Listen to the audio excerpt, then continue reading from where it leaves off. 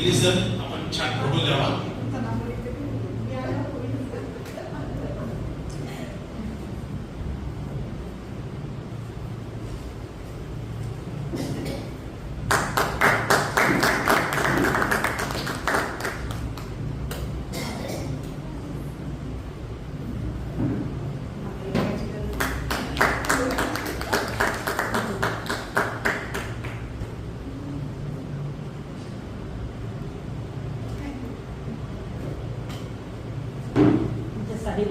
Match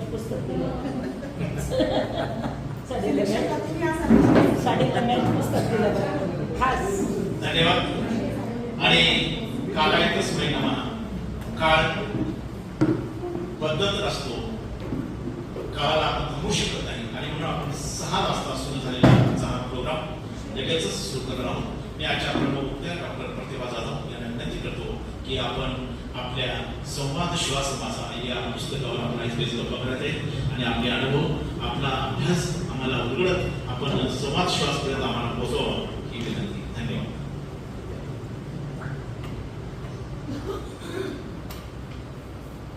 मी संवादत जाते, मी संवादत जाते, नितर निखालस नुसती, मी संवादत जाते, नितर निखालस नुसती, आणि मग माझ्या नात्यांचा हा वाढतो पसारा. मला आनंद या गोष्टीचा वाटतोय. सगळीकडे गणपती विसर्जनाची गर्दी आहे आणि त्यातूनही वाट काढून तुम्ही सगळे आलात. मला विशेष वाटलं आरतीला वगैरे बघून इथे हे सगळा माझा मायेचा गोतावला आहे. साहित्य सखीशी निगडीतही माझ्या भगिनी इथे आहेत. सगळ्यात आधी तर मी आभार मानेन सातत्याने संपर्कात असणारे आमचे बंधू संजय आहे सर कुठपर्यंत आल्या ताई आणि इकडून या मार्गाने इथे बंद आहे वगैरे. त्यानंतर माणसांना जोडत चाललेला बिया अर्थातच गिरणा गौरव प्रतिष्ठानचे सुरेश पवार सर. इथे अनेक ज्येष्ठ श्रेष्ठ सगळे मान्यवर आहेत. माझा परिचय करून द्यायचा म्हणजे मला जरा टिकले सर बरं होतंय. आपणच आपल्याविषयी काय बोलायचं. एवढीशी किंचितशी तुम्हाला माहीत असेल कदाचित. मी माझा परिचय नाही करून देणार पण माझा प्रवास सांगेन. एक संघर्षाची वाट तुडवत, प्रतिकूलतेचे दरवाजे उघडत आणि तुझा शोध चिंगारेताई आपण भेटलोय. चिंगारे आहे प्रगती करेच्या कार्यक्रमात पण भेटलेलो आहोत. तर बराच काळ आपण बरोबर होतो. तर म्हणजे हा सगळा गोतावळा माझाच आहे. तर 10वी 9वी पर्यंत पायात चप्पल नसणारी मुलगी एक दिवस विमानातून बसून मॉरिशस आणि सिंगापूरचा दौरा करते. तिथे तिला निमंत्रित केलं जातं. मला काव्यात्मक वाटतं, खूप खूप काव्यात्मक. मला वाटलं नव्हतं माझ्या आयुष्याला जी एवढी मोठी कलाटणी मिळेल आणि किती 80 अंशाच्या. पण मला असं वाटतं की आपण चांगुलपणा जपला आणि माझ्या कवितेत किंवा माझ्या बोलण्यात एक वाक्य असतं, पेराळ ते उगवतेच. तुम्ही चांगुलपणा पेराल तर चांगुलपणा उगवतो. मी कदाचित त्या वाटेवर असेल, 100% यशस्वी झालेली नसेल, तुम्ही परफेक्ट नाहीये हे मीही मान्य करते. पण कर्म विपाक सिद्धांत आहे. आपण कर्म करू तसे फल येईल. चिकाटी आणि जिद्द कधी सोडली नाही आणि बीएड झाले संघर्षाचे प्रसंग आले. मध्येच कुठेतरी राजकारण व्हायचं आणि ती नोकरी सोडावी लागायची असं 1-2दा झालं. मग असं असतं आपल्याकडे की आर्थिक आपली घडी जर व्यवस्थित असेल तर आपण लढू शकतो, संघर्ष करू शकतो. फार महत्वाची गोष्ट असते आर्थिक स्वावलंबन. आणि मी त्यातून गेल्यामुळे मी अनेक स्त्रियांना आजही व्याख्यानांमध्ये महाराष्ट्रभर फिरते तेव्हा सांगते की बायांनो, पोरींनो, तुमचं आर्थिक स्वावलंबी होणं अत्यंत गरजेचं आहे. आणि मग तुमचे काही विरंगुळा, साहित्य, छंद असे जोपासा. तर त्यानंतर बीएड केलं, शिकत गेले, पास होत गेले म्हणून शिकवलं घरच्यांनी. कुठे ते गटाला खाल्ल्या असतं तर कदाचित शुभलग्न सावधान झाला असेल मध्येच. मग मला कळलं की माझं ध्येय सिद्ध करायचं असेल, ध्येय साध्य करायचं असेल तर मला दरवर्षी पास व्हावं लागेल. मला कुठेतरी पोहोचायचं आहे माझी विकसित तळी. ते करत गेले. शिक्षण ही गोष्ट अशी आहे जी कधीच व्यर्थ जात नाही, कधीच नाही. आणि शिक्षण देत गेले, एमएड झालं. त्यानंतर म्हटलं की आता पुढे काय. मला आठवतं कारण की 5वी-6वीला असेल तेव्हा माझ्या मोठ्या बहिणीला मी विचारलं होतं, आता कितीपर्यंत शिकता येतं.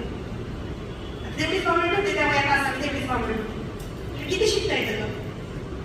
ती म्हणते 13वी 14वी 15वी शिकता येतं, 16वी 17वी पण होता येतं. तिला तेवढंच माहिती होतं. तिला म्हटलं 17वीच्या पुढे तर काहीतरी असते. मग माझी नीट चाचपडात निघाले तेव्हा म्हणाले की एवढे झाल्यानंतर मग आपल्याला PhD वगैरे करता येईल, नेट सेट करता येईल. बघा गरज शोधाची जननी आहे. त्या कोलंबसला पण अमेरिका भेटली नसती. मी माझे निघाले PhD चांगले गाईड. आताच गिरी सरांना मी म्हणाले की देवीदास गिरी तुमचे नातेवाईक असतील बहुधा, माझे गुरु आहेत ते. त्यांनी मला दिशा दाखवली. 5,000 रुपये फी होती त्यांच्याकडे त्या क्लासची. तेव्हा माझ्याकडे 500 रुपये होते. मी तेवढेच दिले, मी नेट सेट झाले. अजूनही चांगली ठेवली आहे मी. तेवढाच आदर सन्मान त्यांच्याबद्दल माझ्या मनामध्ये आहे. अशी खूप चांगली माणसं मिळत गेली, अशी भामटी माणसं पण भेटली. मुलगी डिअर झाली त्या नोकरीला असेल तरच मग आमच्याकडे स्थळ आहे म्हणून. आणि मध्ये मध्ये 6 1 वर्षांनी ते चाचपडत राहायचे, मुलीला गव्हर्नमेंट सर्व्हिस लागली आहे का. अशा ठिकाणी आपण कसं लग्न करू शकतो? माझी समज डेव्हलप होत गेली आणि किती लबाडी आहे मी. लग्न झालं तुमची ती मुलगी काय आहे, तिच्या क्षमता काय आहे, तिची स्किल काय आहे, तिची आवड काय आहे, तिचं शिक्षण काय आहे, तिचे विचार काय आहे, याच्याशी काहीच देणे घेणं नाही. इतकी दांभिकता आहे माणसांची. आणि मग शिकत गेले आणि प्रत्येकाच्या आयुष्यामध्ये टर्निंग पॉईंट येतो. तसा माझ्या आयुष्यात टर्निंग पॉईंट आला. मी आदिवासी आश्रमशाळेमध्ये सर्व्हिसला लागले. वडील अकाली गेले आणि त्यानंतर 6 भावंडांना मी बोलली झालं. आज प्रतिभा जाधवचं नाव दिसत असेल, कुठेतरी बातम्या दिसत असेल थोड्याफार, पण त्याच्यामध्ये संघर्ष असतो. मी तर फार छोटा भाग आहे, खूप मोठा त्याग केली, खूप मोठी माणसं आहे ती आपला आदर्श माझी आहे. त्यानंतर ज्याच्या वाट्याला वेदना येतात, ज्याच्या वाट्याला संघर्ष येतो, मला वाटतं तो चांगला विचार करायला लागतो, चांगलं लिहू लागतो, चांगलं बोलू लागतो.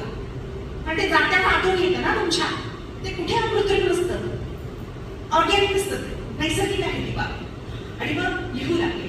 12वी पासूनच लिहू लागले. पहिली कविता माझी जी आता मी अनेक ठिकाणी म्हणते, सावित्री तू होतीस म्हणून, स्त्रीची चूल आणि मुलगी चौकट मोठी, 12वी लिहिलेली कविता आहे माझी. आणि त्याच्यानंतर असं लक्षात आलं की धागा सापडतोय लिखाणाचा कुठेतरी. आणि चांगली माणसं यावी पण लागतात आयुष्यात की तू लिहिते ते खूप चांगलं आहे, हे काय तू लिहिते नाही जमत आहे तुला, मी नको करू असं सांगणारी माणसं असतात. छान छान म्हणणारी आणि मागेच थांब म्हणणारी माणसं येतात. आणि एक खरोखर खूप सुंदर आहे, तू डेव्हलप कर, इथे चुकतंय हे दुरुस्त कर, पुढे जा, अशी सांगणारी माणसं आहेत आणि ती खूप दुर्मिळ आहेत. तर अशी माणसं भेटत गेली. गिरी सरांचं जसं मी नाव घेतलं तसं लता पवार मॅडम माझ्या गुरु यायच्या. त्यानंतर आणखी पुढे आले आणि डॉक्टर R.K. देवरे सर PhDचे गाईड माझे मालेगाव कॉलेजमध्ये प्राचार्य होते. नंतर ते डीन झाले कला शाखेचे पुणे विद्यापीठामध्ये.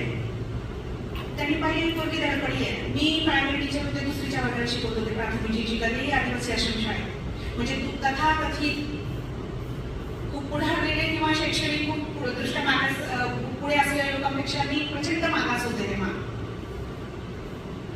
पण करायचं ठरवलं. मला माहित होतं की आपल्या भासणारी असते, तर काहीच माहित नव्हतं.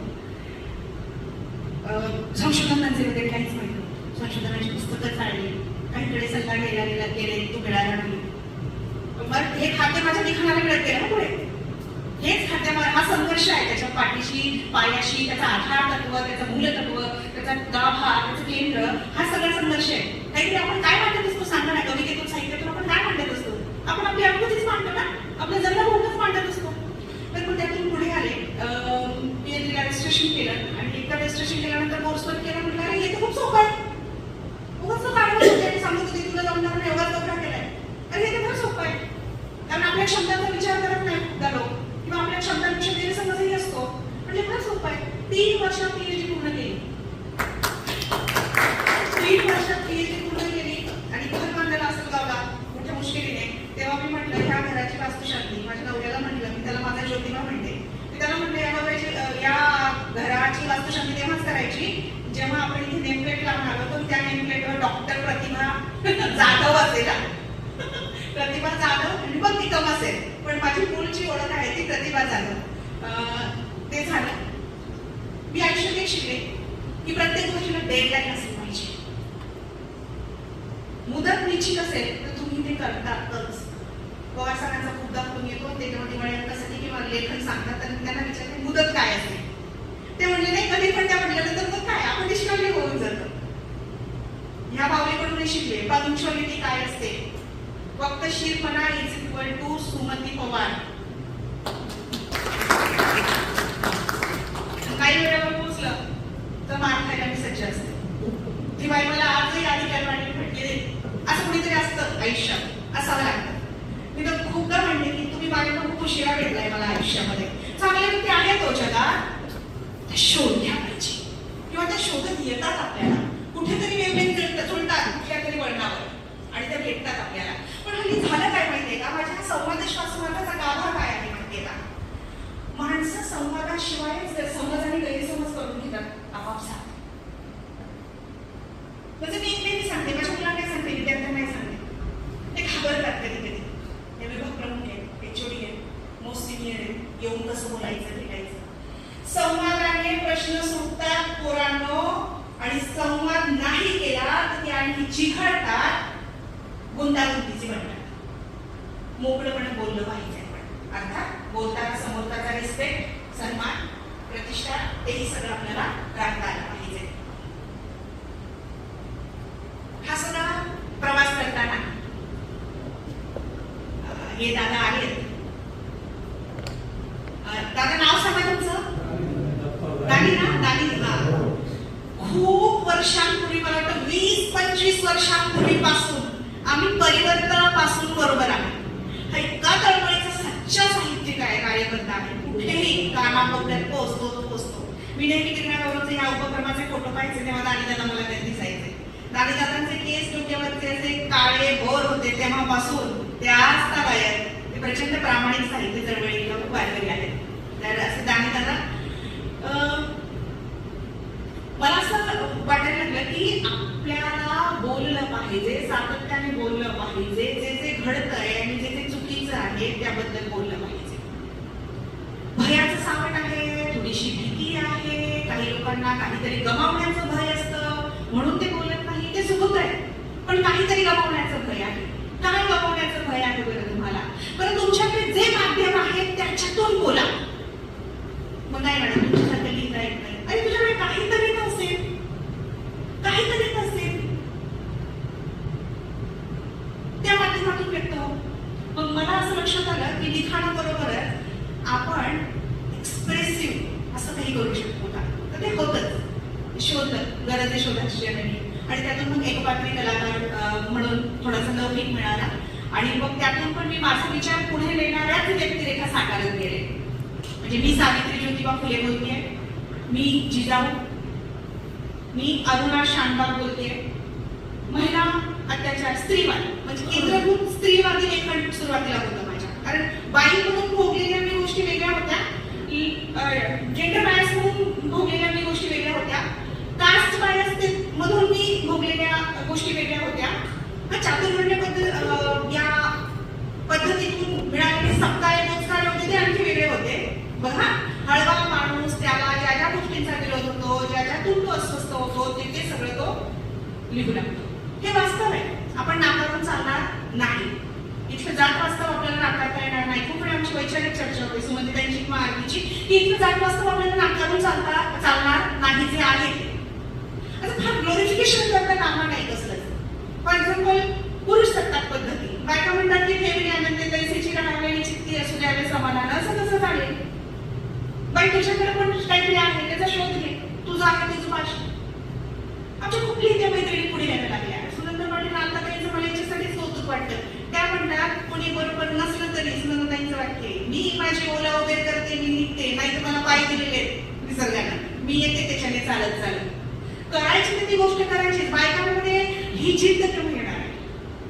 मला जायचंय ना तर मी एकटी जाईल. आमच्या रंजना शिनाराज इथे नाही आहे, उपस्थित नाही म्हटल्यानंतर ते इथे नाहीच आहे. त्यानंतर ते लेट झालंय. 27 एप्रिल रोजी त्या गेल्या. त्या म्हणायच्या मला कुणाची जोडी लागत नाही, मला जायचंय ना, माझ्या ओळखीचा कार्यक्रम नसेल, ती व्यक्ती पुस्तक प्रकाशन किंवा काय आहे कुसुमाग्रज स्नातक नेहमी ते यायच्या, मला घेणं देणं नाही, ती व्यक्ती माझ्या ओळखीची की नाही, मला काहीतरी चांगलं ऐकायला मिळणार आहे या आशेने आणि अभिलाषेने मी तिथे पोहोचते. हे किती छान आहे. ही बांधिलकी आहे, ही बांधिलकी आहे. त्या तत्वाशी, त्या विचाराशी, त्या चळवळीशी असणारी बांधिलकी आहे. ही बांधिलकी कुठेतरी अर्धत चाललेली आहे. तर मला असं वाटतं जो बेस आहे ना, त्याचा आधार तत्व आहे ना, जे संवाद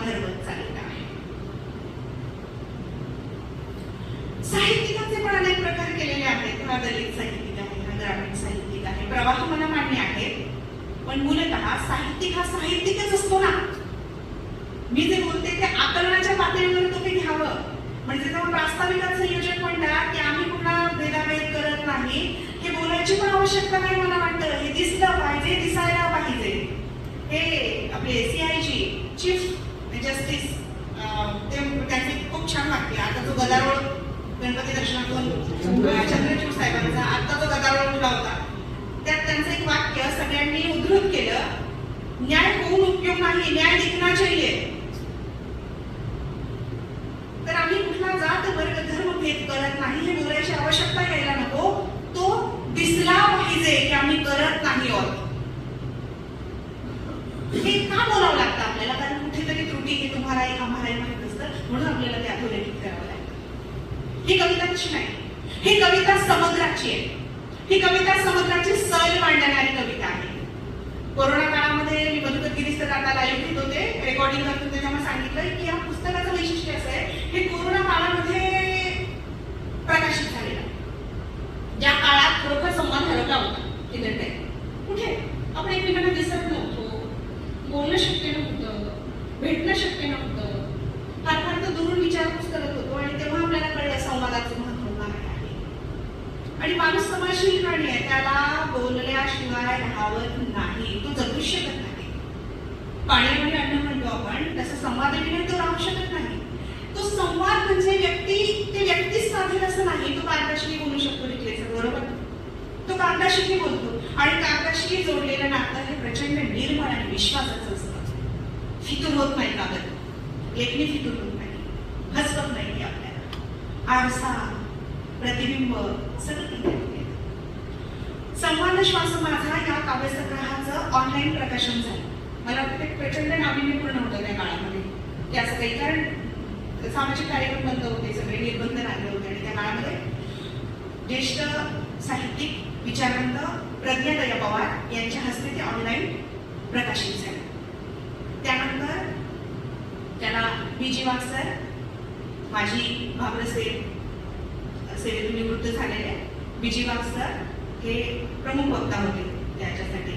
आणि पालुसकर दादा आलेले नाही आहे, मी आठवण केली सांगा, आमचा हा 25-30 वर्षांपूर्वीचा परिचय आहे. छान व्यक्तिमत्व आहे. पालुसकर दादांनी त्याचं सूत्रसंचालन केलं होतं त्या ऑनलाईन कार्यक्रमाचं, आणि आमच्या अलकाताई कुलकर्णींनी आभार प्रदर्शन केलं होतं. असा एक खूप मोठी मानवी येणे आम्ही त्याच्यात बांधली, आणि त्या काव्यसंग्रहाचं प्रकाशन झालं. यात माझी पहिलीच कविता आहे, ज्या गोष्टीवर मी बोलते केंद्रित आहे, ते म्हणजे स्त्रीची वेदना. तर पहिलीच कविता आहे वेदनेचा प्रदेश. बाईच्या वाट्याला तो असतोच, तिला तो कितपत समजतो, वयाच्या कोणत्या टप्प्यावर, अनुभवाच्या कोणत्या टप्प्यावर तिला रिअलाइज होतं, ते जाणवतं. या खूप भोगले आपण, हे करायचं लागून गेलंय. नेहमीच तडजोडी करत आले आयुष्याशी. काही मध्ये इतकं युज होतं की इमाने एकबारे अगदी सरणापर्यंत ते वाहत नेतात. कुठेतरी बाई मध्येच बंडखोर होती, पण इनफ इज इनफ, खूप सहन झालंय. काय किती सहन करायचं, बोलते ती कुठेतरी. बंडखोरी खूप गरजेची असते जेव्हा तुमच्या मूलभूत अंगीभूत अशा क्षमतांना दाबलं जातं, तुमच्या अभिव्यक्तीवर पहारे लावले जातात, तेव्हा बोलणं खूप गरजेचं आहे. एक मी टाईम म्हणून संकल्पना आली आता. मी टाईम म्हणजे काय? त्यातच आहे सगळं. मी टाईम, मी स्वतःसाठी दिलेला वेळ. तुमच्या आयाला आज्यांना मिळाला का मी टाईम कधी? सगळ्यांचा टी टाईम सांभाळतात त्यांच्या आयाती गेल्यात. माझ्या आईला आजीलाही मिळाला नाही. मी टाईम म्हणजे स्वतःसाठी दिलेला वेळ. मला या बाईचं खूप हेवा वाटतं. मला यांच्या त्या वरच्या हॉलमधला झुला कधीतरी चोरून न्यायचा. या बाईला प्रचंड मी टाईम मिळतो. घेतला त्यांनी, म्हणजे तेवढं तुमचं कुटुंब पण सुसंस्कृत असावं लागतं ना वैचारिक लेवलला. किती वर्षाची तर नेणार आहे ते चोरून एकदा. तर माझा प्रचंड डोळा आहे, खूप वेळा बोलून काय त्या अवस्थेत त्या झोक्यावर झुलत त्यांची ती लिखाणाची रूम आहे. किती छान आहे ना. म्हणजे असं तुमचं स्वत्व, तुमचं अस्तित्व जपणारे लोक तुमचे अवतीभोवती पाहिजे. आणि डिपेंड्स ऑन यू, तुम्ही काय संस्कार देताय त्यांना, बरोबर का नाही? तुम्ही कोणते विचार दिलाय, तुम्ही कोणत्या सवयी लावलाय त्यांना, त्याचं आकलन वाढवलंय का, त्याच्या विचार आहे त्यांचा. मानवीय मूल्य खूप गरजेची आहे. मूल्य संशोधन, व्हॅल्यू एज्युकेशन आता शाळेमध्ये ऍड केलेलं आहे. या गोष्टी आहेत सगळ्या. तर समाजश्वासवादामधली पहिलीच कविता मी तुमच्या पुढे ठेवते आणि मग त्यावर थोडंसं विश्लेषण करते. एकूण 45 कविता आहेत यामध्ये आणि जागतिकीकरणानंतर आलेले बदल अगदी टॉप टू बॉटम म्हणजे मोठमोठ्या संस्था, संघटना, चळवळी ते आपलं प्रत्येकाचं आयुष्य यावर ग्लोबलायझेशनचा इम्पॅक्ट आहे तो आपल्याला नाकारता येणार नाही. म्हणजे नाही, प्रत्येक क्षेत्रात आहे, साहित्यामध्ये आहे आणि म्हणून ते साहित्यातून निपजलेलं आहे. तर सुदाम राठोड यांनी अभिप्राय दिला. मला खूप गरजेचं वाटलं की एक तरुण कवी अलीकडचा त्याच्या जाणीवा प्रगल्भ आहे, तो खूप वेगळ्या अंगाने विचार करतो. सुदाम राठोडांना ऐका तुम्ही, कधीतरी बोलवा कोणत्या तरी निमित्ताने. त्यांचा अभिप्राय मला घ्यावासा वाटला. तो माझ्यापेक्षा लहान आहे पण मला वाटतं एज मॅटर करत नाही. तुमची मॅच्युरिटी, तुमची प्रगल्भता, तुमचं वाचन, तुमची वैचारिक बैठक या गोष्टी प्रचंड महत्वाच्या असतात. तर त्यांचा अभिप्राय आहे या कविता संग्रहाला. त्यातल्या काही ओळी मी सांगेन नंतर. वेदनेचा प्रदेश. कित्येक दिवसांपासून आत आत खोलवर साचलेलं आज रित करावं म्हणते. सवड काढून स्वतःशी आज थोडं बोलावं म्हणते. पहाटे उठल्याबरोबर केसांचा घट्ट अंबाडा बांधून हातातल्या बांगड्या मागे सारत दिवसभराच्या लढ्यात सज्ज होते मी. उद्याची तजवीज म्हणून रात्री भिजवलेले मठ, चवळी, निवडलेली मेथी, आगाऊ सोलून ठेवलेला लसूण माझी वाट बघत असतात फ्रीज मध्ये बसून. मग काय वेग येत राहतो विचारांना, तसे हात पाय खाऊ लागतात. स्वयंपाकघरातील घड्याळ टिकटिक करत मला खुणावत राहतं. तोवर परातीत कणिकही तिरपून होतं. दारासमोरून शाळकरी मुलांची एखादी गाडी जाळता धांदल उडते, कारण भाजी अजून कढईतच रटरटत असते. सगळ्यांनी अनुभवलेलं आहे. लेकरं आपले लहान असतात. एकीकडे कणकीचे गोळे पोळीचा आकार घेतात तर दुसरीकडे पोरासाठी तोंडी अखंड सूचना जातात. अरे दूध घे, गरम केलंय. गरम नको, कोमट पाहिजे, गाडी येईल लगेच. पोराचा चिडका सुरू. मग तेवढ्यात घाईत फ्रीज मध्ये थंड पाणी, त्यात दुधाचा ग्लास ठेवत तव्यावरून पोळी उलटली जाते, भाजी परतली जाते, घड्याळाकडे सरावाने नजर टाकली जाते. मिक्सर ओव्हन बिव्हन हाताळताना मी अशी यंत्र होऊन जाते. इतक्या धाकटा रडत झोळीत जागा होतो की माझी आग दिली आणि माझं धाकटं बसतं इतकं. सगळं भोगत असतं ना आपलं. हे सगळं खूप त्रागा व्हायचा आणि हा सगळा त्रागा लिहून काढलाय. माझा नवरा म्हणला तू असं लिहिलंय पण माझ्या बाबतीत तर निगेटिव्ह जाणार नाही ना बाहेर. नाही म्हणजे अरे बाबा जे माझं आहे ते भांडे सगळं निघून जातोस कामावर. त्यानंतर माझी धांदल उठते ते लिहिले, तुझं इथं काही बोल नाहीये. कारण आता दोघंही कमावते असल्यानंतर ही खिंड अशी लढवावीच लागते. तर भाजी परतली जाते, घड्याळाकडे सरावाने नजर टाकली जाते. मिक्सर ओव्हन बिव्हन हाताळताना मी अशी यंत्र होऊन जाते. तितक्यात धाकटा रडत झोळीत जागा होतो. आता मात्र घरी कसरत माझ्याकडे आईची असते. थोरल्याचा डबा, त्याची रडारड डोक्याचा फुगा करण्यास पुरेशी असते. तव्यावर पोळी भाजेपर्यंत धक्क्याला बोल जाते. हॉर्नचा आवाज ऐकतात पुन्हा भानावर येते. टिफिन बॅग भरली जाते. टाटा बायही होतो. आता मात्र लागणारा धाकटा समोर कामाचा डोंगर उभा राहतो. त्याने धाकट्याला छातीशी लावते. तोच तुकडे तिकडे गॅसवर भाजी करपते. तशी चुकते घाईत गॅस बंद करायला आणि ताण लागते आणखीच कल्ला करायला. त्याला पुन्हा जवळ घेते तर साखळी नाही तर केबलवाला कडकडतो. नको त्याच वेळी नको ते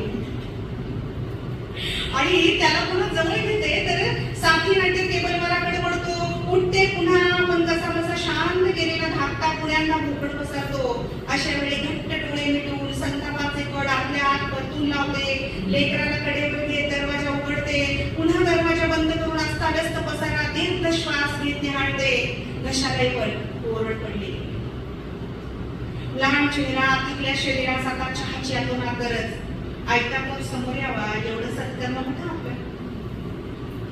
ऐकता कप समोर यावा एवढं सत्कर्म कुठे आपलं. म्हणत कडेवर लेकरू सांभाळत गॅस समोर एक हाती कसरत. मध्ये थांबा पिपी म्हणत मध्ये हवा पिपी भू म्हणत त्याचंही मनोरंजन त्याही वैतागल्या स्थितीत खरंच बाईचं जगणं व्यापले मुळी अग्नी मिती परिमिती.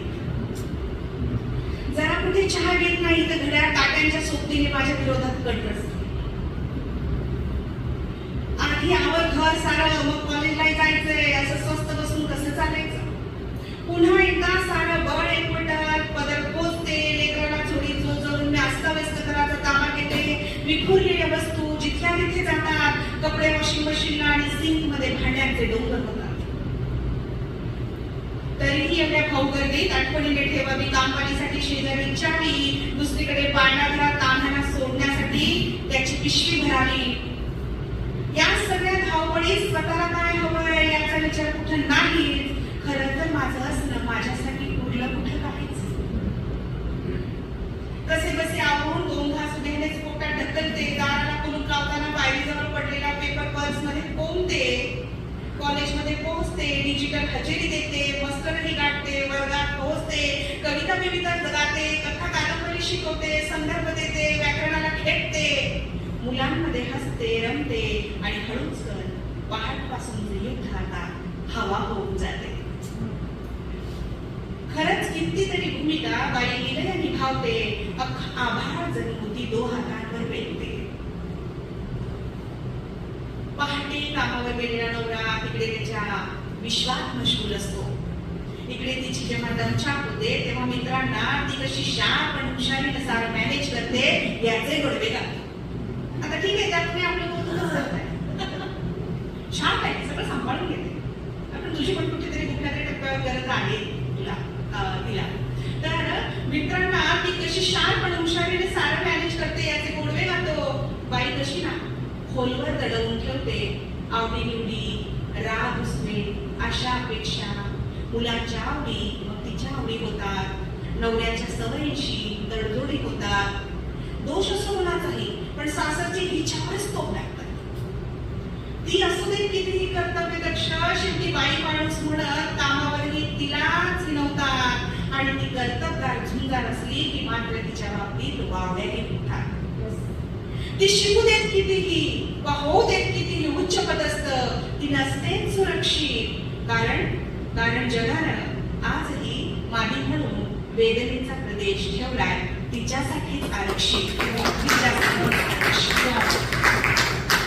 हा संवाद मला साधावा वाटला कारण मला असं वाटलं खूप जणी ज्या बोलू शकत नाही त्यांचा प्रातिनिधिक आवाज आपली कविता बोलू शकते. आणि जेव्हा कवितेला अशा मंचाखालून टाळ्या मिळतात तेव्हा कळतं की हे अनेक जणींचं जगणं असतं. सगळ्यांच्याच लेखणीतून हे उतरतं असं नाही पण सगळ्याच बायांचं जगणं बोलणं सोसणं हे किंचित फरकाने सारखं असतं. तुम्ही अनुभवलंय तिला ऐकलंय का आता ते बरोबर आहे. तुम्ही पण नोकरी करताना यातून गेलेला आहात सगळं करताना. तर हा संवाद आहे. हा संवाद फक्त स्त्री केंद्रीकृत मानून केलेला नाही तर अनेक सामाजिक आरोग्य बिघडवणाऱ्या ज्या बाबी आहेत त्यावर मी सातत्याने लिहिते. म्हणजे मला वयाच्या 50 पर्यंत फुलं पानं पाऊस याच्यावर लिहिणाऱ्या बायकांचं प्रचंड कौतुक वाटतं. म्हणजे ह्या अजून वास्तवात आल्याच नाही त्या अजून षोडशा आहेत. ते बायाच जाऊ द्या पुरुषही जनरल लिहिणारा माणूस वास्तवाशी लेखणी का मिळू पाहत नाही. एक काही साहित्यिक आहेत त्यांचे ब्रॉडकास्ट ग्रुप केलेले असतात आणि कुठल्या तरी कार्यक्रमात अगदी मायेनं ममतेनं प्रेमानं त्यांच्या लेखीविषयी त्यांच्या गातागाळ्यातून काही कविता ते गात वगैरे असतात.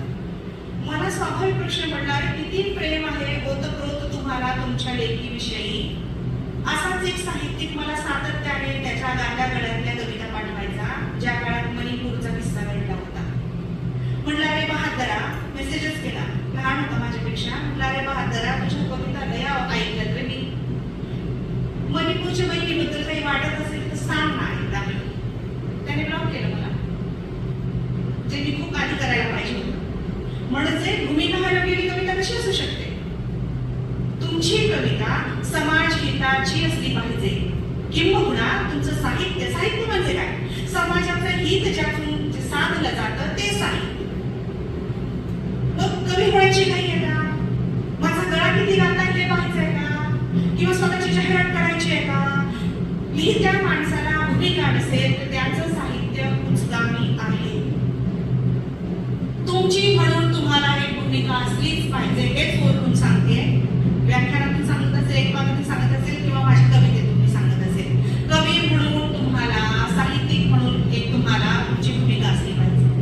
भूमिका नसताना फक्त रुचेल आवडेल त्या गोष्टीवर स्वांत सुद्धा किती काळ लिहू शकतो आपण.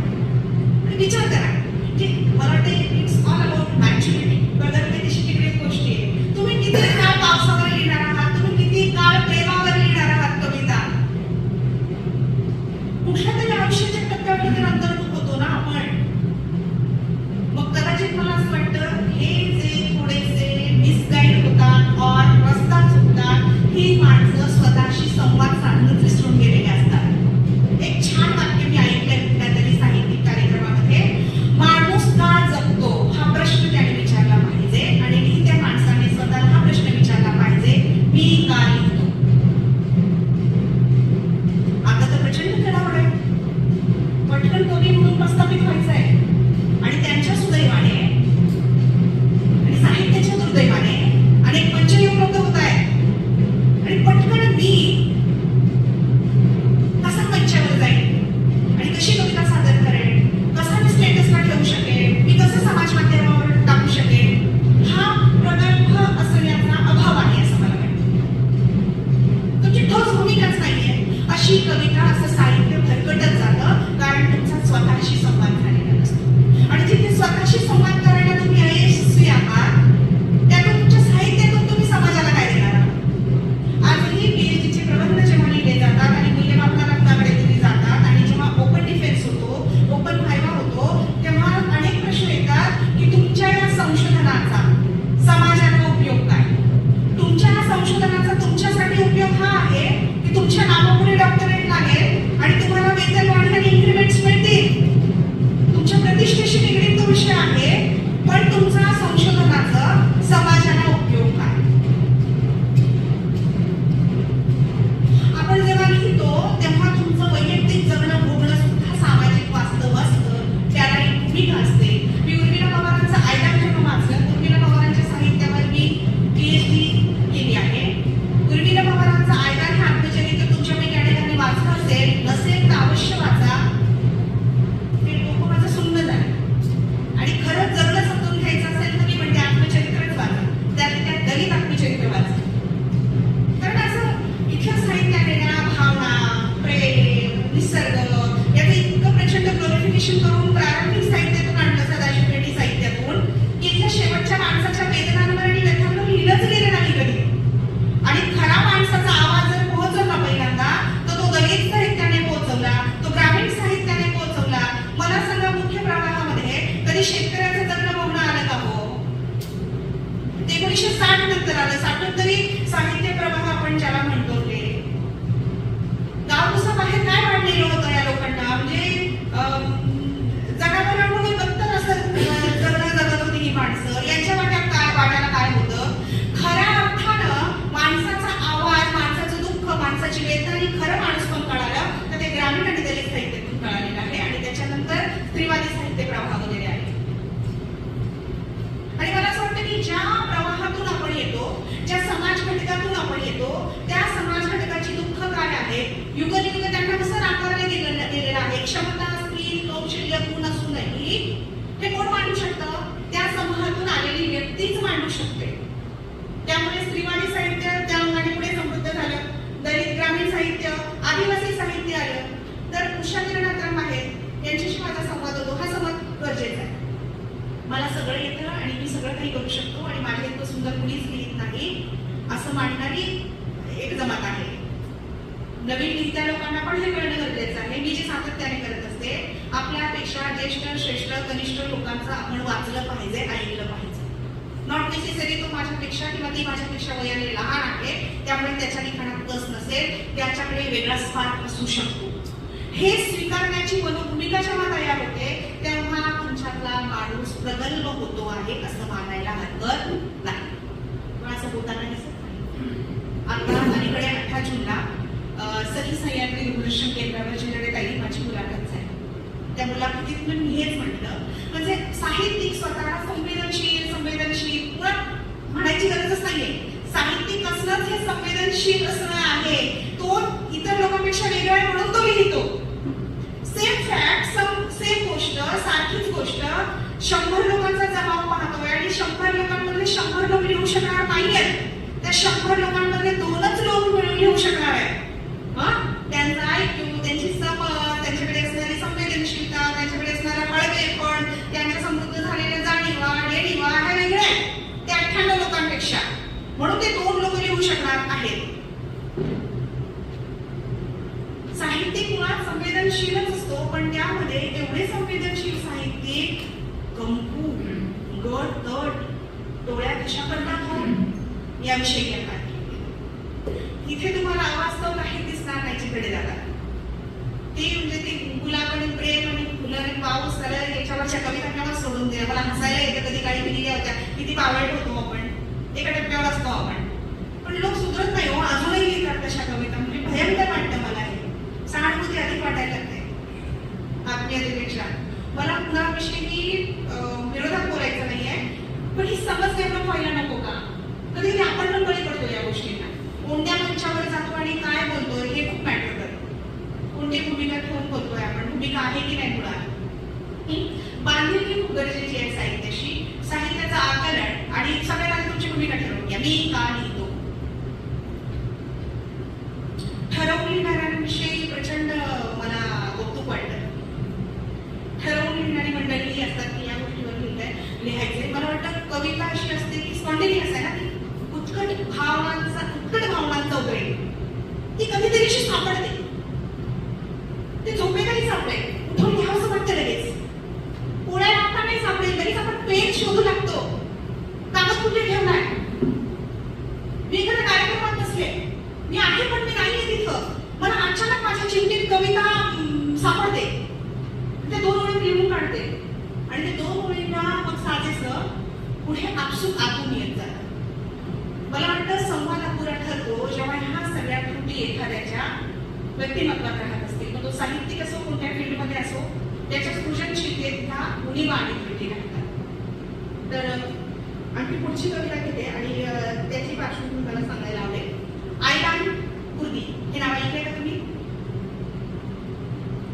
आज मी लिहिताना पुन्हा एकदा आयलानला सर्च करून घेतलं गुगलवर.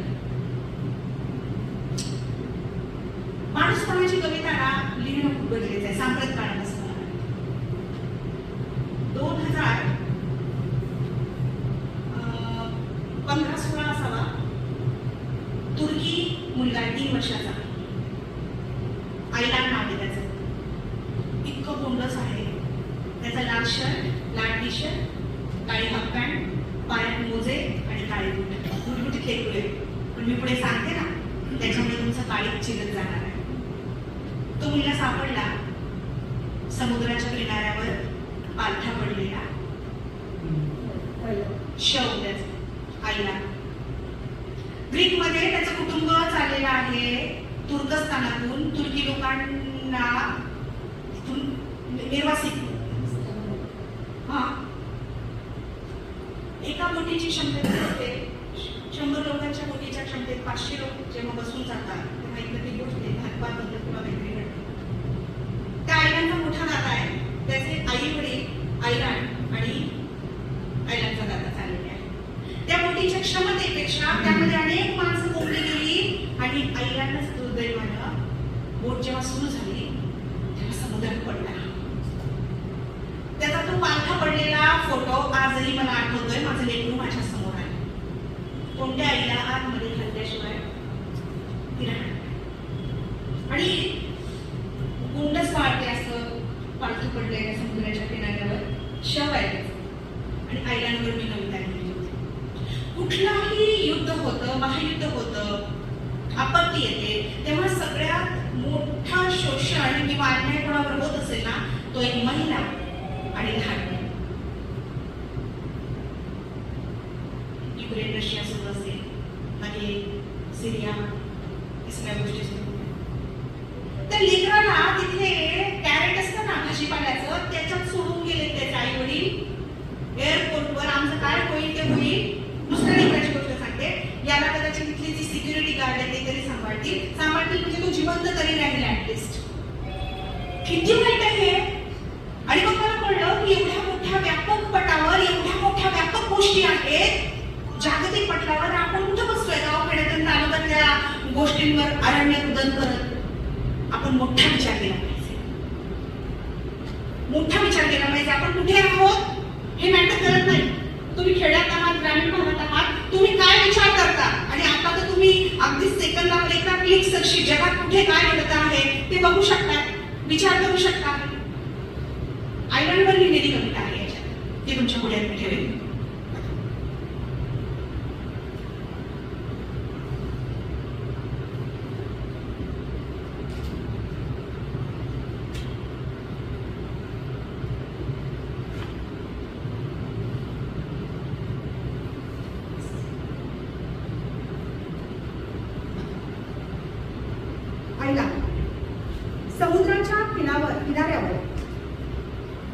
समुद्राच्या किनाऱ्यावर पालथा पडलेला त्याचा मृतदेह, पायातले इवले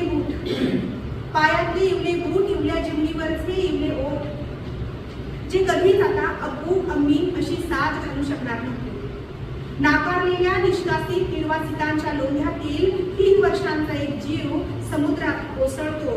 लाटांवर हेलकावे खाणाऱ्या, क्षमतेपेक्षा अधिक माणसं आपल्या पोटात भरून घेणारं जहाज दिशा शोधत राहतं. त्या साऱ्या कल्लोळात आयलांच्या अब्बू अम्मीचा आकांत कुणापर्यंत पोहोचतच नाही.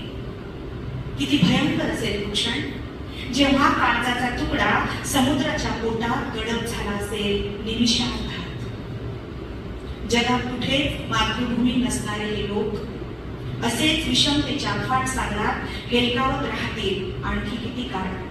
समतेची जमीन शोधत आणि अशा वेळी का कुणास ठाऊक बाबासाहेबांचं वाक्य मला आठवायला लागतं, I have no homeland, I have no homeland. अशी माणसं आहे की त्यांच्या हाताला जमिनीचा तुकडाच नाही.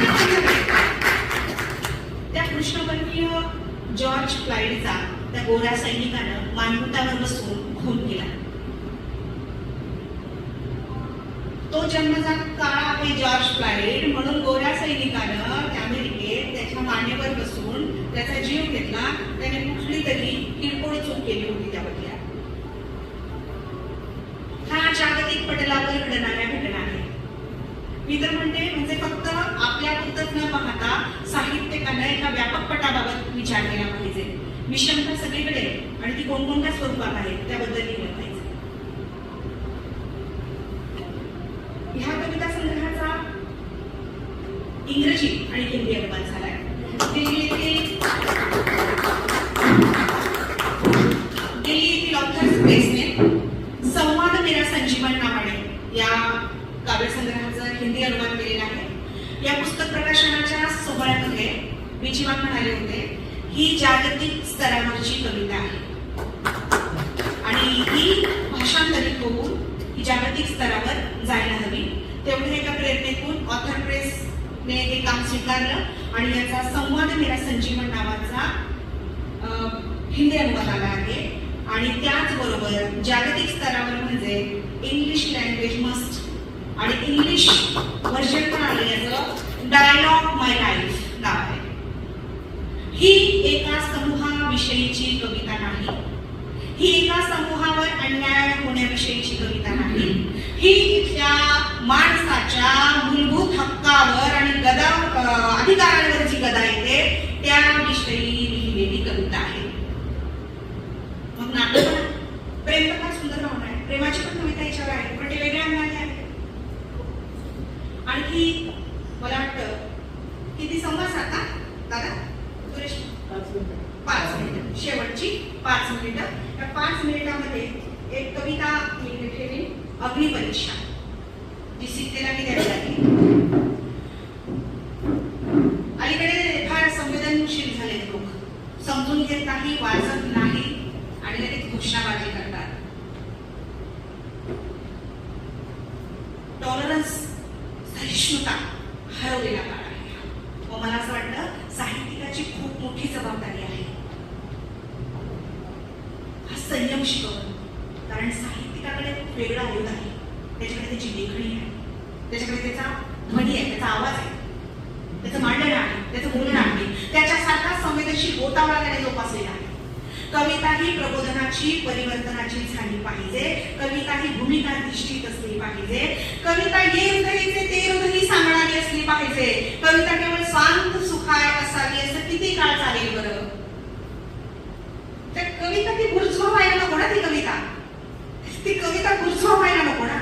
मी ऐकलं, मला छान वाटलं, विसरून गेलो घरी गेल्यानंतर. ती रेंगाळत राहिली पाहिजे तुमच्या मनात, रुंजी घालत राहिली पाहिजे ते तुमच्या अंतरंगात. तिने सुचवलं पाहिजे काहीतरी, तिने उभं केलं पाहिजे तुम्हाला. ओसळत चालतं, कोलमडत चालतं. तिने नवीन कल्पना दिली पाहिजे तुम्हाला.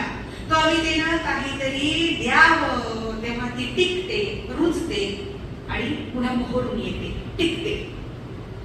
तरुणकाळींची नंतर आलेले लोक तुम्ही वाचला. किती कविता आहेत अशा, किती कवी आहेत असे जे आजरामर होतात काळाच्या पटलावर. नारायण सुर्वेंची कविता यानंतर दशकानंतरही त्यांना आठवलं जाईल. कुसुमाग्रज लिहिलं काय? कुसुमाग्रजांनी स्वतःला किती सामाजिक अनेक उपक्रमामध्ये ते सामील होते. त्यांनीही शेवटच्या माणसाची कविता लिहिली. उपेक्षितांचे अंतरंग तुम्ही जर वाचला असेल तर वाटेने लिहिलंय ते. ज्ञानेश्वरांनी बसवेदांत मागितलं ते. कुठल्या भूमिका आहे ह्या? माणूस सुखी ठेवण्याच्या, सुखी असण्याच्या आणि सुखाने जगण्याच्या भूमिका आहेत. मला असं वाटतं की जुन्या माणसांचं जाऊ द्या, आता त्यांच्या काही भूमिका असतील मला माहित नाही, पण आपण नवीन लोकांना सांगितलं पाहिजे तुमची भूमिका तुमच्या साहित्यातून दिसली पाहिजे. निघताना समारोपाला अग्निपरीक्षा ही कविता तुमच्या पुढे ठेवेल. बायका मानसिक गुलाम झाल्यात, मोठ्या प्रमाणात झाल्यात. बाई पण भारी देवा हा चित्रपट आला तेव्हा त्यांना असं वाटलं बाई पण भारी केव्हा होते, बाई पण भारी केव्हा असतं, जेव्हा आपण नऊवार घातली चकचकीत, दागिन्याने पडलेला हवं आणि डोळ्याला गॉगल लावलेला आहे, तो फोटो काढला आणि स्टेटसवर ठेवला, मीन्स बाई पण भारी देवा. या उलट मी असं म्हणेल की चुकीची कन्सेप्ट आहे. वकील साहेब चिंतडे बसले तिथं, चिंतडे साहेब कायदेशीर आर्थिकदृष्ट्या जेव्हा स्वावलंबी होईल तेव्हा त्याला बाई पण भारी असेल असं मला वाटतं. पण आपल्या कन्सेप्टच इतक्या चुकीच्या आहेत, त्या रुजवले गेल्या. छान दिसणं, बुलेटवरून फेरी मारणं, फेरी काढणं काही दिनविशेषांना म्हणजे बाई स्ट्रॉंग आणि सबल आणि सक्षम झाली असं होत नाही. हे किती चुकीचे आहे ना ह्या कन्सेप्ट आपल्याकडे रुजलेल्या. तर असो अग्निपरीक्षा, म्हणूनच याच वेणीतून, या जाणीवेतून मला अग्निपरीक्षा ही कविता सुचली. आजही तिला मागितले जातात पुरावे, आजही तिला मागितले जातात पुरावे, ती शुद्ध असण्याचे, व्यभिचारी नसण्याचे. कसली सबलान, कसलं सबलीकरण कित्येक वर्षांपासून बिचारी सहन करत आली याची धरण. हो, वर्करनी मिळवले ना ती आधुनिकपणे, पण तिच्या जन्मापासून समाजाने तिच्या मनात खोलवर रुजवलेल्या बाईपणाच्या जाणीवा, नेणीवा, जाणीवपूर्वक जोपासलेल्या तिचं बाईपण, तिच्या मर्यादा त्यानं सोयीनं संधी साधून तिच्या भोवती आखलेल्या. हो, ती वावरते ना बाहेर अत्याधुनिक पोशाखात. हो ना, ती वावरते बाहेर अत्याधुनिक पोशाखात, साडी, साडीतून पंजाबी सूट, मग जीन्स वगैरे. कदाचित वेणीचा लांब सडक शेपटा जाऊन झाला असेल स्टेप, बॉब आणि चक्क बॉयकट वगैरे तिचा. ठोकणी, अवलाची चूल, धुराडं गिराडं असे नसेल काही स्वयंपाकघरात तिच्या. ओव्हन, बार्बेक्यू, रोटी मेकर, ज्युसर, ग्राइंडरने समृद्ध असेल तिचं किचन. बाहेरच्या जगात सुरुवातीला येण्यागत गोंधळणारी ती आली असेल अंतराळातही फिरून आताशा. पण बाई पण सोसणं, झुरणं, झिजणं, टिप गाळणं हे काय तिची पाठ सोडत नाही आजही. मी बदलले. हे आधुनिकतेचे मुखवटे ती लावून वावरते, आजही तशीच एकांतात एकटीच रडते, हमसून मुसमुसते. फक्त ती बदलून परिवर्तनाचं चक्र पूर्ण होणार आहे का? मग तो पुरुष असेल वा समाज, त्याची मानसिकता आजही रामाचीच. म्हणूनच आजही दुभंगात सीता सामावते, जगण्याचं सोयर सुतक नसणारी ती लेकराच्या भाकरीसाठी 4 घरची भांडी घासते, शिळकावत खाऊन वरनवऱ्याच्या लाथाही. पुन्हा चुलीत हातपाय जाळून त्याच्यासाठी रांधते वाढते. प्रश्न एक भेडसावतो मला, बदल कोणता बदल झालाय म्हणतात? परीक्षा तिला कालही द्यावी लागत होती पण आजही देते. फरक काय तो एवढा, हल्लीचा अभ्यासक्रम जरा किचकट केलाय त्यानं तिच्यासाठी. बघा ना कशी ओरबाडली जाते दिवसाढवळ्या पडक्या वाड्यात, मिलमध्ये, रानावनात, शेतात, वावरात, मंदिरातही. एवढंच काय नागवली जाते भर वस्तीत, भर बाजारात, बसमध्ये, गच्चीवर, घरातल्या शयनगृहातही. गोळाबाई शेवटी तीच युगायुगांपासून चालत आलेली, त्याची वखवकलेली नजर आणि त्यानं तिच्या खांद्यावरला विस्कटलेला बदल आजही टांगून ठेवली आहे त्यानं तिच्या आबरूची लक्तर रेशीवर. हे द्योतक आहे या सडलेल्या अहमान्य मानसिकतेचं की तू कितीही पुढे गेलीस, मोठी साहेबीन झालीस, तरी माझा तो एक स्पर्श तुला अंतर बाह्य उद्ध्वस्त करू शकतो. मैत्रीण, मोठ्या खेदानं म्हणेन शेवटी मी, बाळीपणच ठरलंय बाळीसाठी शिक्षा. आणि माय सीता आजही तुही लेख देते अग्निपरीक्षा. आणि माय सीता तुही लेख आजही देते अग्निपरीक्षा. हे सर्व काही माझ्या मायची आतून आलेली तिच्या डोळ्यात तरळलेलं पाणी ही मोठी पावती आहे माझ्या लिखाणासाठी. धन्यवाद सुरेश दादा. धन्यवाद प्रतिभाताई. आपण आतूनच दुःखी आहोत, त्यामुळे बाहेरच्या लोकांना दोष देऊन काहीच उपयोग नाही. जेव्हा आपण संवाद साधतो तेव्हा माणूस मनातला गुंता सुटत जातो, आपल्या भावना व्यक्त होतात. यासाठी आपल्या हक्काची माणसं असली पाहिजे आणि म्हणून संवाद साधण्यासाठी आपण नक्कीच प्रयत्न कराल. यासाठी आजच्या गिरणा गौरव प्रतिष्ठान आयोजित पुस्तकार बोलो काही आजचा 58वा पुष्प गुंफताना डॉक्टर प्रतिभाताई यांनी अतिशय स्त्रीचं दुःख मांडताना तिच्या वेदनाऱ्या वेदना तिलाही बोलावंसं वाटतं, तिलाही सांगावंसं वाटतं, परंतु ते ठिकाण अजूनही सापडत नाही. आणि म्हणूनच आपण त्यांनी त्यांच्या म्हणण्याप्रमाणे बाई पण भरे देवा, पण तरीही अजून ती जागपडतच आहे अंधारात. आजच्या या कार्यक्रमाच्या अध्यक्षा आदरणीय मुक्ताताई चिंदळे यांना विनंती करतो की त्यांनी आजचे भाग्यवान विजेते सर आतापर्यंत सर्वोच्च व्याख्यान होता. आजचे भाग्यवान विजेते आहेत 6 नंबर आणि 9 नंबर.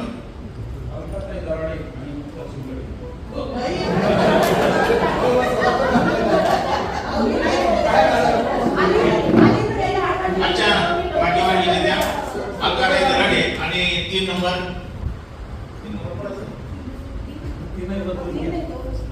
संजय आहे. अजून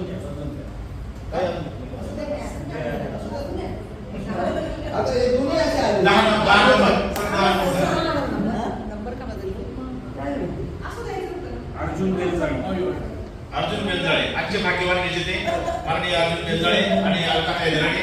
मी आजच्या कार्यक्रमाच्या अध्यक्षा मुक्ताताई चिंदळे आणि प्रतिभा जाधव मॅडम यांना विनंती करतो की त्यांनी आजच्या या भाग्यवान विजेत्यांना ग्रंथ भेट द्यावी.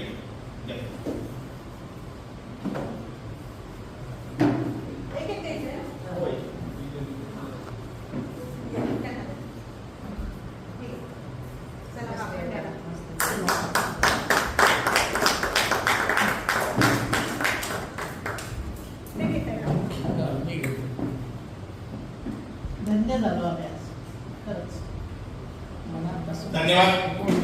येत्या शुक्रवारी 20 सप्टेंबर रोजी आपण वास्तविक या पुस्तकावर मधुकर गिरी यांचं एक पुस्तक आहे आणि त्या पुस्तकावर आपण एसपीएस गप्पा करणार आहोत. मी डॉक्टर प्रतिभाताईंना म्हणतो की संपूर्ण महाराष्ट्रामध्ये कदाचित लेखकांना व्यासपीठ तयार करून देणारी ही पहिली संस्था असेल की जी 26 फेब्रुवारी 2029 पर्यंत सुरू राहणार आहे. आणि पुस्तकावर बोलू काही या उपक्रमामध्ये वर्षाला 112 साहित्यिकांना आपण संधी देत आहोत आणि हा ज्ञानयज्ञ 5 वर्ष सतत चालणार आहे.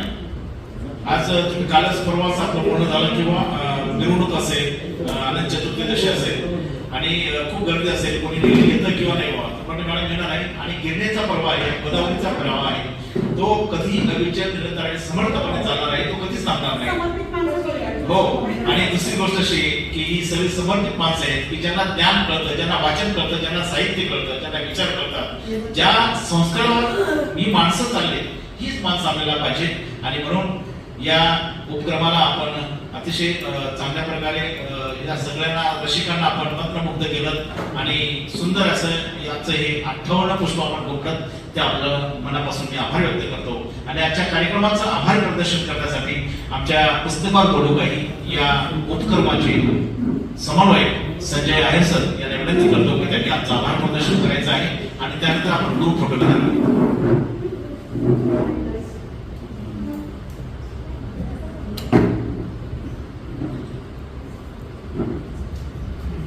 सरकार नितीन देशमुख असं म्हणतात की जळणाऱ्याला विस्तव करतो कळतो, बघणाऱ्याला नाही, जगणाऱ्याला जीवन करते, पळणाऱ्याला नाही.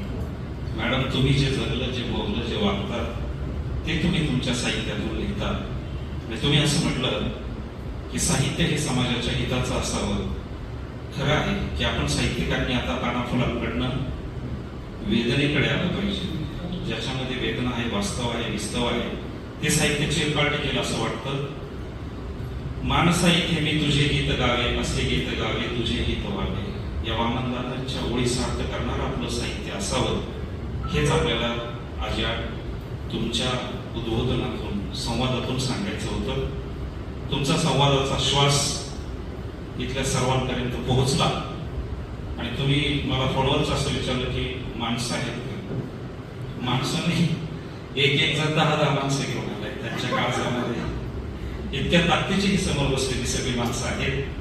ही माणसं किती आहेत यापेक्षा कशी आहेत हे महत्वाचं आहे. आणि तुम्ही असं म्हणलं की माझा प्रवास हा एक आश्रमशाळेपासून सुरू झाला. आश्रमशाळेनंतर क्वामा होता आणि नंतर पुढे निफाड होतं. ते क्वामानंतरचं निफाड तुमचं राहून गेलं. तर निफाडच्या आश्रमशाळेपासून मॉरिशस पर्यंतचा जो तुमचा प्रवास आहे तो माझ्यासारख्याने थोडाफार बघितलेला आहे.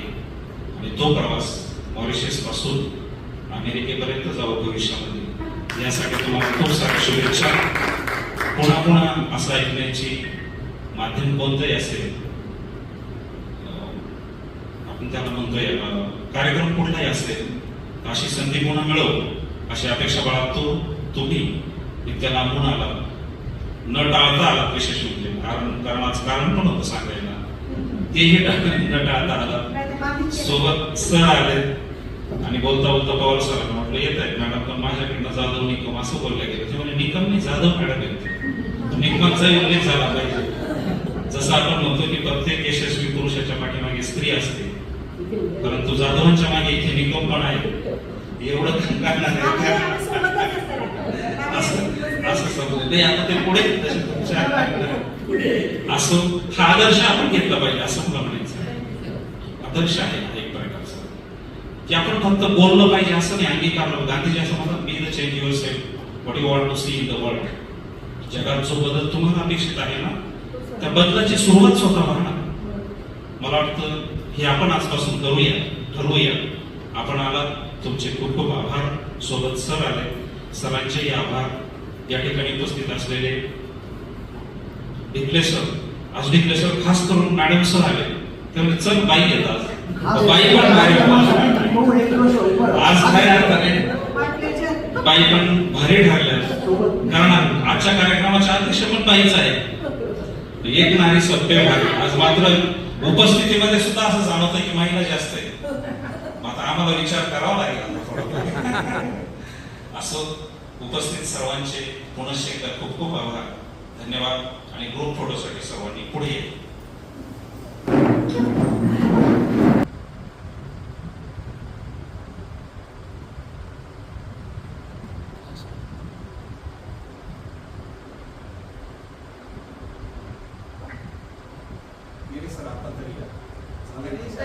तुम्हाला मार्गदर्शन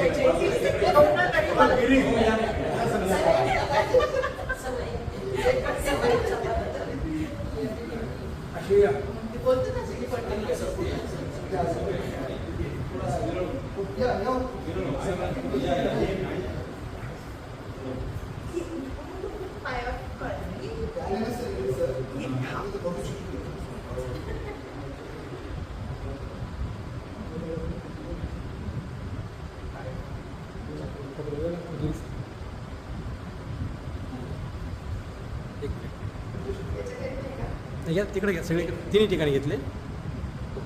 तुम्ही बसा. तुम्ही बसा तुमचा एक सर तुम्ही सांगा मी काढते सरप्राईज दिला आधी तुम्हाला शुक्रवारी फोटो तुम्हीच काढायचे आम्हाला माहिती नाही. शुक्रवारी फोटो तुम्हीच काढायचे. रेडी बोलायला वेळ 2-3 काढले अजून एक काढा दोन